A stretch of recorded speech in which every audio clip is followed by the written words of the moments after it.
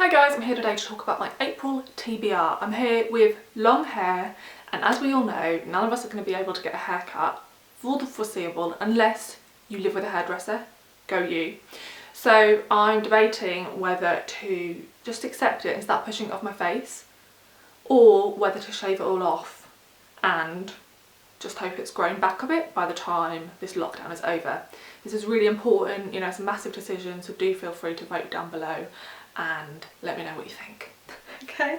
And just ignore the big mass of hair on top of my head. So, the trials and tribulations of having short hair. Anyway, I am going to be doing 3 readathons in April. I don't often do TBRs, but I've been drawn in by these amazing sounding readathons, so I decided to do one. So, the first one I want to participate in is Aussie April.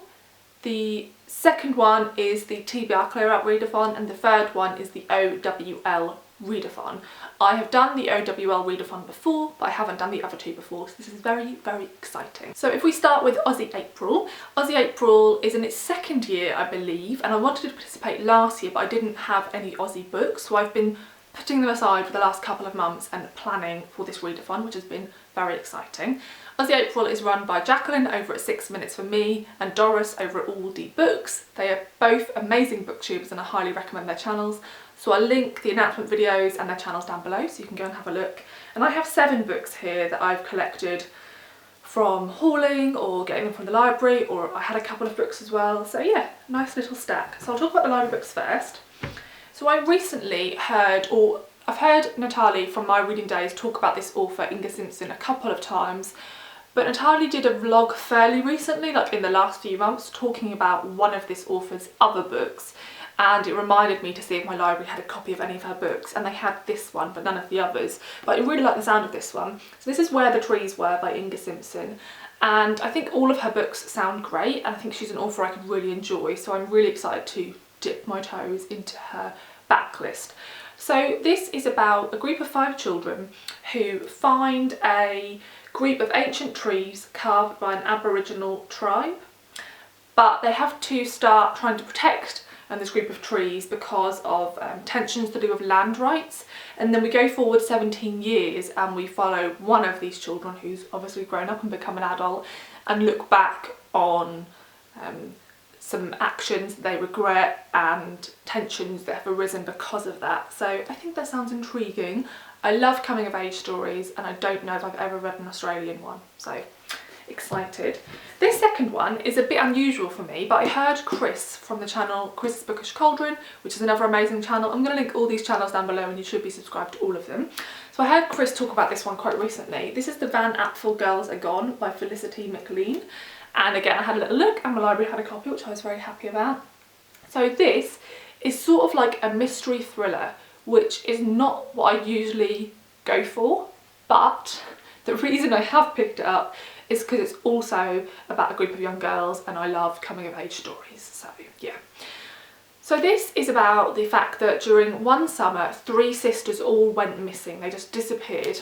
And then we come back to one of the girls who was 11 during that summer, and she returns home and she keeps sort of looking back on these girls and what may have happened to them. So it says it's part mystery, part coming of age with a dark, shimmering, unexplained absence at its heart. And I think this is going to be a real page turner, and I don't usually read books like that, so I always like to pick them up every now and again. So let me know if you've read this one, because I haven't heard many people other than Chris talk about it, but it sounds great. And then the 2 books I've had for a while on my shelves, I have this proof copy which I've had for about a year, so it's quite shameful, of From the Wreck by Jane Rawson.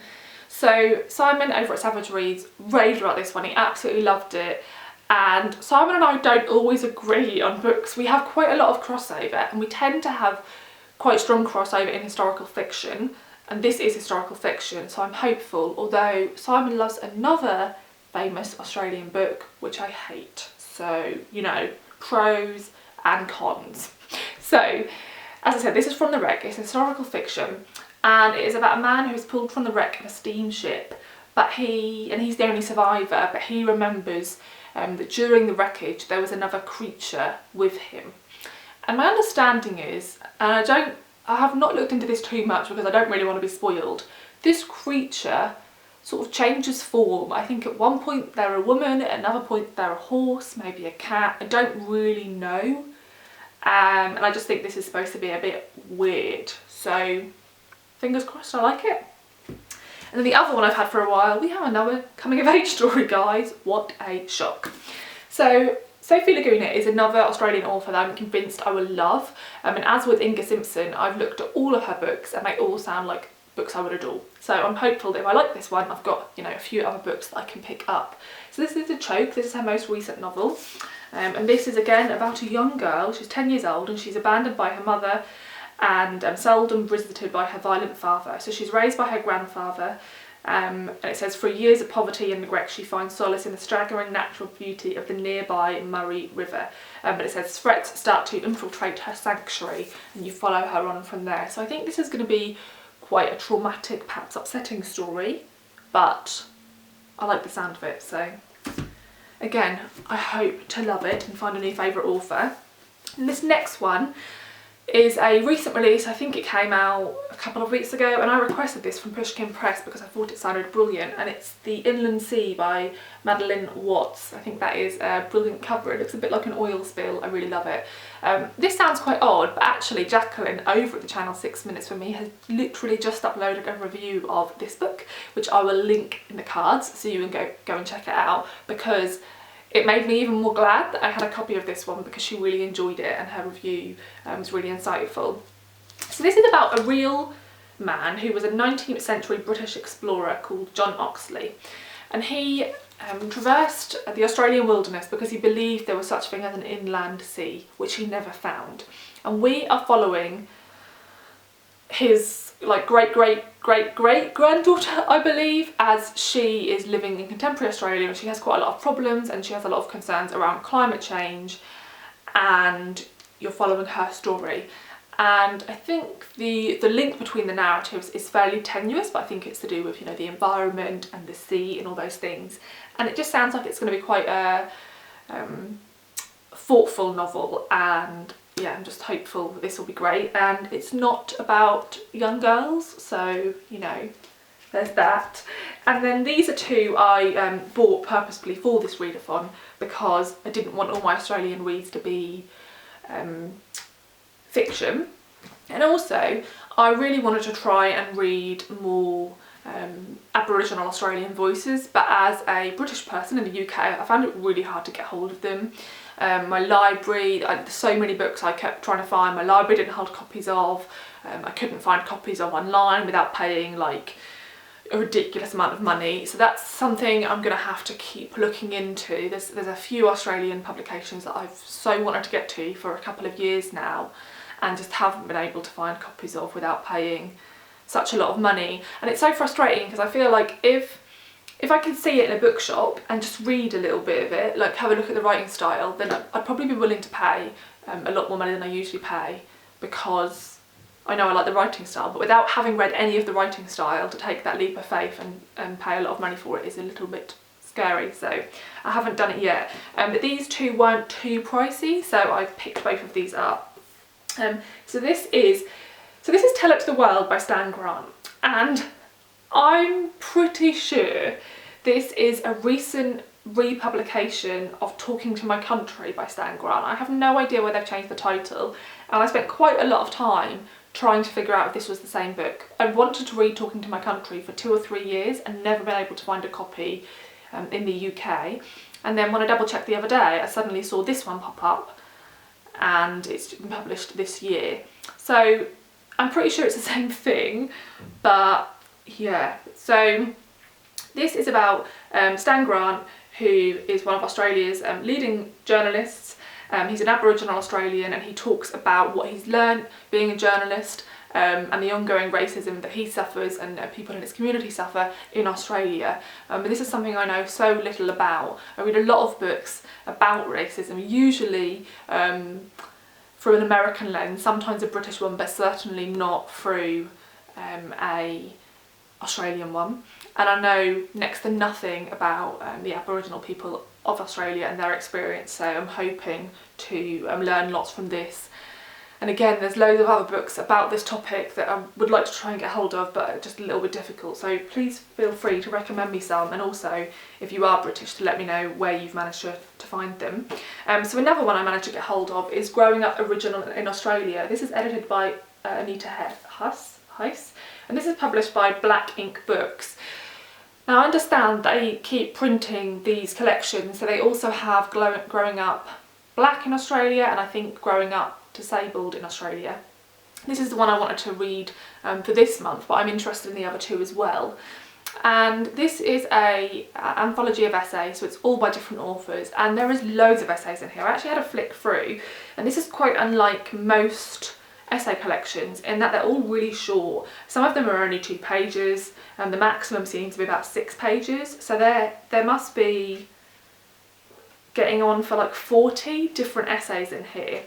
So I think these are going to be sort of short, sharp snippets into people's childhood, but I'm hoping that will give me like a really broad context, and then enable me to, you know, find authors' voices who I like and look into if they've published anything else. So yeah, I'm intrigued by that one. So those are the books I have for Aussie April, and I'm now going to talk about the books that I have for the owls. Actually, some of those books tick off some of the owls, so I'm going to talk about those and just let you know which ones tick off which prompts. If you don't know, the owls are about gaining your owls, your subjects from Hogwarts, the Harry Potter universe, and there are 12 subjects you can study. There is actually a careers guide, so you can choose which career you want. So much effort is put into this readathon, it's insane. You can choose which career you want, and you can read books that tick off the prompts to get the right subjects for that career. I think I explained that pretty badly. But what I tend to do, if I can, or what I have attempted to do before and not achieved, is to read books that tick off all 12 prompts. My reasoning for that is that I have done the AWLs before, and then later in the year you do the NEWTs, which are the much harder exams. And at that point, for each subject, you have to read 3 books. And some of the prompts get quite hard. And so if you've limited yourself and not read all the OWLs, sometimes you end up having to do a subject that has prompts that just doesn't align with your reading taste. So by reading all the owls, I keep myself open to just choose which newts I like based on the prompts. And also, I know that if I could go back in time, I actually think that not being forced to choose what you want your career to be so young is a good thing. So how we do it in the UK is, by the time you're 16, you choose 4 main subjects to study for A level, and then when you're 18 you start university and you choose 1 subject. Now I know in the US that isn't how it goes, right? I think you guys carry on studying everything until you're 18, and then when you get to university you major and minor in something, but you can do like other things and take a while to choose your major. That's not how it happens here. And I do not regret what I chose to study, but there's some things I studied between the ages of 16 and 18 that I'm like, why did I choose that? I wish I'd carried on doing politics, or I wish I'd carried on doing, you know, various other things. So yeah, I'm trying to just be who I wish I could have been when I was 16 and keep my options open is what I'm saying. So anyway, I'm doing all 12. I'm going to attempt all 12. I've got 4 already ticked off by these books. So one of the prompts is arithmetic, read something outside your genre. I do not usually read mystery/thrillers.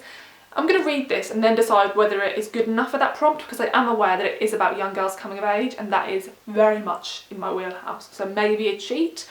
But because I cannot access books at the moment outside the house, and pretty much everything I have is within my genre, this is quite a hard one for me to do, so I'm hoping this fits. Then the next one is Care of Magical Creatures. I read a book that has a creature with a beak on the cover. The Choke by Sofie Laguna has a little bird inside the bird cage, which obviously has a beak, so that works. Then we have Herbology. Title starts with the letter I. I'm going to go for The Inland Sea by Madeleine Watts. I don't think the counts, so I think this title starts with an I, so using that. And then for Transfiguration, you're encouraged to read a book that includes shape-shifting. And when I saw that, I was like, I'm absolutely fucked. I don't have a single book that includes shape-shifting. And then I realised that I do, and it was already on my TBR, because as I said, From the Wreck by Jane Rawson has some creature that takes different forms, so I think that counts. So I've already ticked off 4 out of the 8. And what I thought I'd do very quickly is just talk about 3 of the other prompts. I was really limited, I only had like 1 book that would fit each of those prompts, and then the rest I'm just keeping open because they're quite broad prompts and I can just pick random stuff on my shelves. So the ones that I have only got 1 book to fulfill is Ancient Ruins, read a book with a heart on the cover or in the title. That's Bottle Rocket Hearts by Zoe Whittal. A lot of these prompts I feel like are really good for people who either read lots of YA fantasy or lots of sort of YA or adult contemporary, of which I read neither. And so I'm sure some people have loads of books with heart on the cover. I have 1. So this is a book I've meant to read for absolutely ages, so very much intrigued by it. This is a Canadian book set in the 90s, and it's like a queer story, lots of drugs and like subversive people, so I've heard amazing things about it and I love the cover, so there is that. And then we have a white cover for Charms. You would think I'd have loads of books with a white cover. I don't. I think I have this and maybe 2 others, but I like the sound of this the most. This is The Sing of the Shore by Lucy Wood. This is a short story collection. These are all set on the Cornish coast and I've had it for years. In fact, I can tell you since April 2018, so I should probably read it now. So I've read one of her short story collections before and I've also read her novel and enjoyed it, so I would like to get to that. And then another one I have, where is it? I can't even find it. Defence Against the Dark Arts, read a book that is set at sea or on the coast. And I have The Island Child by Molly Aitken.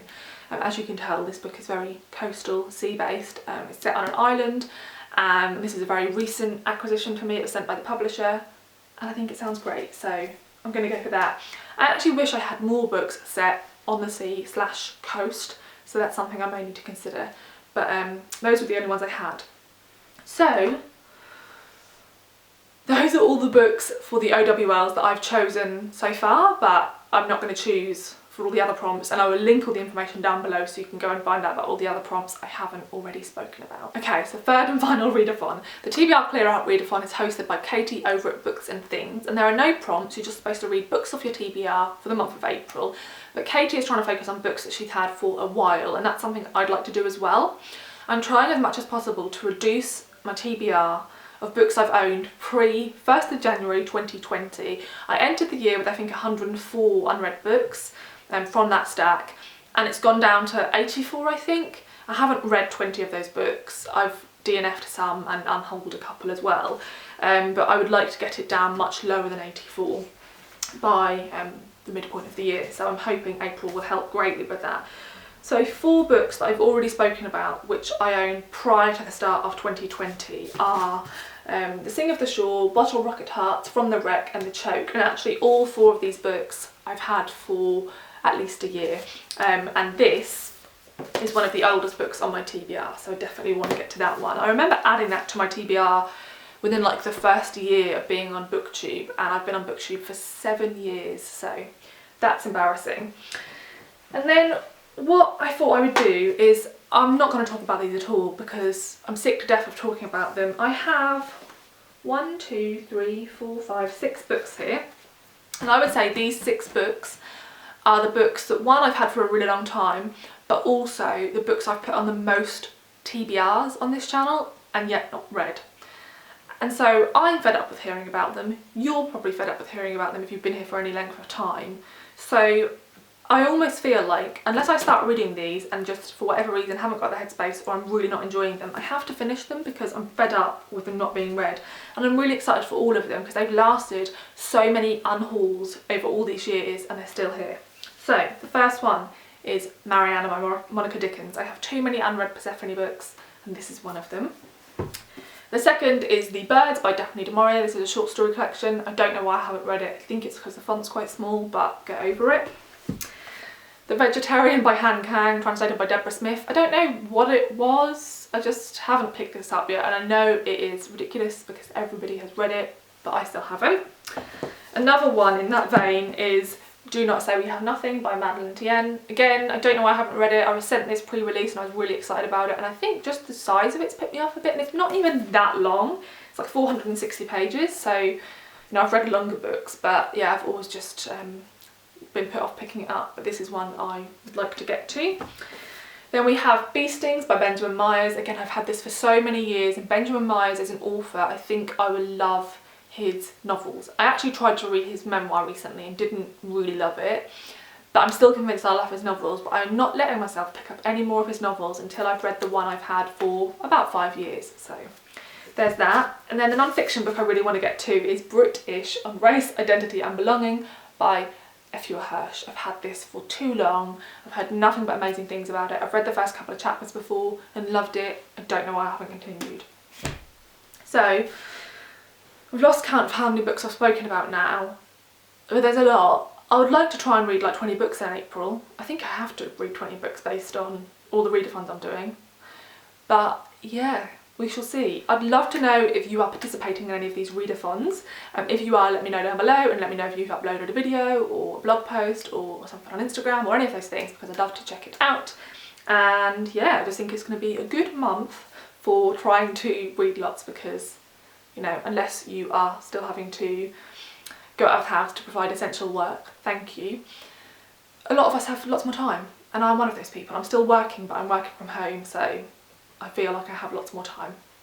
So yeah, that is my TBR for April. It is massive, there's too many books here, but fingers crossed, wish me luck, and do feel free to, you know, message me on Instagram and stuff like that to give each other support throughout the month if you were doing any of these readathons. Thanks for watching, bye!